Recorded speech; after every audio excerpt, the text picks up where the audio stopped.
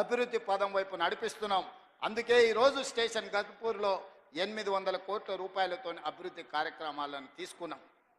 కొన్ని విషయాలు ఆడబిడ్డల విషయం కావచ్చు, ఆర్టీసీ బస్సులు ఇవ్వడం కావచ్చు, లేకపోతే సోలార్ పవర్ ప్లాంట్లు కావచ్చు, ఎన్నడైనా వాళ్ళు ఆలోచన చేసిండ్రా ఈ ఆడబిడ్డలను ఆదుకోవాలని? ఈరోజు మా స్వయం సహాయక సంఘాలను అడుగుతున్నా, మీ పావలా వడ్డీ కానీ మీ జీరో వడ్డీ కానీ ఎన్నడన్నా మిమ్మల్ని 10 ఏళ్ళల్లో ఇంటి బయటికి రానిచ్చిండ్రా బీఆర్ఎస్ వాళ్ళు, గత ప్రభుత్వం అని నేను అడుగుతున్నా. ఇవాళ మా అక్కల్ని అందరినీ ధైర్యంగా రండి, మీ తమ్ముడికి అడ్డగా నిలబడండి, మీ సోదరుడు ఉన్నాడు, మీరు అభివృద్ధి పదం వైపు నడవండి అని చెప్పి ఈరోజు ఆడబిడ్డలకు ఈరోజు మేము నిలబడ్డాం. నేను అడుగుతున్నా చంద్రశేఖర్ రావు గారు, ప్రొఫెసర్ జయశంకర్ గారి ఊరిని కూడా 10 ఏళ్లలో నువ్వు రెవెన్యూ విలేజ్ చెయ్యలేదు.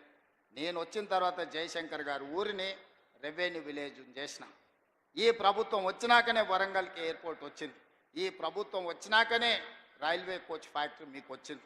ఈ ప్రభుత్వం వచ్చినాకనే వరంగల్కి అండర్ గ్రౌండ్ డ్రైనేజ్ వచ్చింది. ఈ ప్రభుత్వం వచ్చినాకనే వరంగల్కి ఔటర్ రింగ్ రోడ్ వచ్చింది. ఈ ప్రభుత్వం వచ్చినాకనే మీకు కాళోజీ కళాక్షేత్రం పూర్తయింది. ఈ ప్రభుత్వం వచ్చినాకనే వరంగల్ అభివృద్ధి కార్యక్రమాలు ఆగిపోయిన ఫ్లైఓవర్ బ్రిడ్జు నాయని రాజేందర్ రెడ్డి పట్టుబట్టి దాన్ని పూర్తి చేయడానికి ఒక కొలికి పట్టుకొస్తున్నాడు. ఈ ప్రభుత్వం వచ్చినాకనే 800 కోట్ల రూపాయలు ఈరోజు స్టేషన్ గన్పూర్కు మనం ఇవ్వగలిగినాం. 100 పడకల ఆసుపత్రి కట్టగలిగినాం, డిగ్రీ కాలేజ్ కట్టగలిగినాం, ఇంటిగ్రేటెడ్ రెసిడెన్షియల్ స్కూల్ కట్టగలిగినాం, రెవెన్యూ డివిజనల్ ఆఫీసును కట్టగలిగినాం, ఇందిరమ్మ ఇండ్లు ఇవ్వగలిగినాం. మిత్రులారా, ఈ ప్రభుత్వం వచ్చినాక ఇన్ని పనులు చేస్తుంటే మా మీద తెలంగాణ ప్రజల కోపం ఉందని ఆయన చెప్తుండు. ఎవరు కోపం ఉందే? 57,000 ఉద్యోగాలు ఇచ్చినందుకు నిరుద్యోగ యువకులకు కోపం ఉందా? 65 లక్షల మంది ఆడబిడ్డలకు పండుగ పూట సారే చీర పెట్టినట్టు ప్రతి సంవత్సరం 2 నాణ్యమైన చీరలను ఆడబిడ్డలను అందించినందుకు, సారే చీర పెట్టినందుకు మా ఆడబిడ్డలకు నా మీద కోపం ఉందా? 1000 ఆర్టీసీ బస్సులను అందించి కోటీశ్వరులను చేసినందుకు మా ఆడబిడ్డల కోపం ఉందా? 1000 మెగావాట్ల సోలార్ విద్యుత్ ఉత్పత్తి ప్లాంట్లను అదాని అంబానీలతో పోటీ పడే విధంగా మా ఆడబిడ్డలని శ్రీమంతులను చేసినందుకు నా మీద కోపం ఉందా? రైతులకు 20,617 కోట్ల రూపాయలు రుణమాఫీ చేసినందుకు నా మీద కోపం ఉందా? దేనికోసం కోపం ఉంది? 500 రూపాయల బోనస్ ఇచ్చినందుకు ఈరోజు రైతులకు నా మీద కోపం ఉందా అని అడుగుతున్నా. రైతు భరోసా నాడు 10,000 ఉంటే దాన్ని 12,000కు పెంచినందుకు ఈ రైతాంగానికి నా మీద కోపం ఉందా? మీడియా మిత్రులకు 10 ఏళ్ళు నువ్వు ఇవ్వని ఇండ్ల పట్టాలు రవీంద్ర భారతిలో అందించినందుకు మా మీడియా మిత్రులకు నా మీద కోపం ఉందా అని నేను అడుగుతున్నా. కొంతమంది దొంగలకు దోపిడీదారులకు ఉండొచ్చు, ఎందుకంటే ఈ దొంగలను ఉప్పు పాతరేస్తా దోపిడీదారులను తోలు తీసి బట్టలు ఇప్పదీసి రోడ్డు మీద నించోబెడతానందుకు కొంతమంది దొంగలకు నా మీద ఏమైనా కోపం ఉంటే ఉండొచ్చు.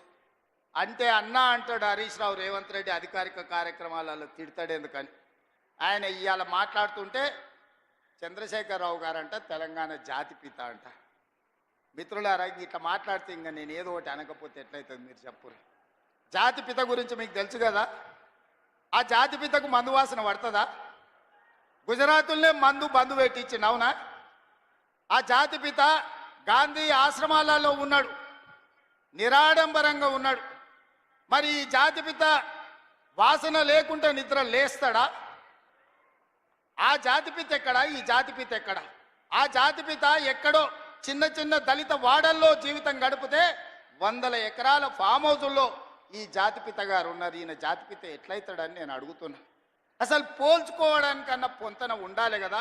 పులిని చూసి నక్క వాతలు పెట్టుకుంటే వాతలతోని నక్క పులి అయిపోతుందా? జాతిపిత అంటే ఎవరు? కొండ లక్ష్మణ్ బాబూజీ జాతిపిత అంటే ఎవరు? ప్రొఫెసర్ జయశంకర్ జాతిపిత.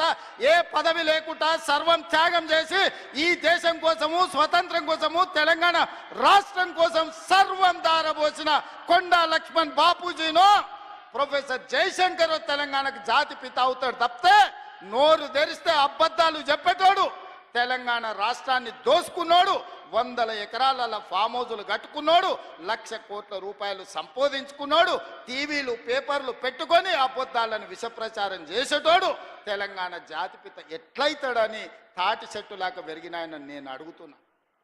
ఇవాళ నేను ఇక్కడున్న యువకుల్ని కూడా అడుగుతున్నా, ఎవడయా జాతిపిత తెలంగాణకు? తాగుబోతాడు జాతిపిత అవుతాడా అని నేను అడుగుతున్నా. త్యాగాలు చేసినోడు తెలంగాణకు జాతిపిత అవుతాడా? తాగుబోతాడు తెలంగాణకు జాతిపిత అవుతాడా అని నేను అడుగుతున్నా. ఒక జయశంకర్ ఒక కొండా లక్ష్మణ్ బాబుజో తెలంగాణ జాతిపితలు అవుతారు తప్పితే తెలంగాణను జలగల్లాక పట్టి పీడించుకున్నవాడు తెలంగాణ ప్రజల రక్తం దాగినోడు ఎవడు జాతిపిత కాడు. ప్రొఫెసర్ జయశంకర్ గారు ఊరిని రెవెన్యూ విలేజ్ చేయకుండా అవమానించిన చరిత్ర మీదైతే ఆ రెవెన్యూ విలేజ్ చేసిన చరిత్ర మాది.